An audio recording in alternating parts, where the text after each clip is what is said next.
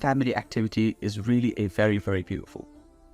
And that is sit together with your family in a circle, reflect and think of the blessings of Allah.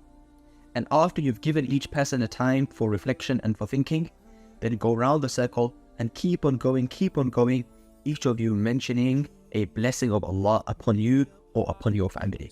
So that could be from the blessings of having good health, having wealth, having shelter, having food, having security, to any other blessing that your children can think of, you can think of. And keep on going round and going round. And you will see, truly, as Allah says, if you were to try and enumerate the blessings of Allah, you will not be able to do so. And every time someone mentions a blessing in that circle, all of you say, Alhamdulillah. All of you say, Alhamdulillah. So practice this and see how this gratitude increases Allah's favors upon you. Because Allah says, if you are grateful, I will increase you.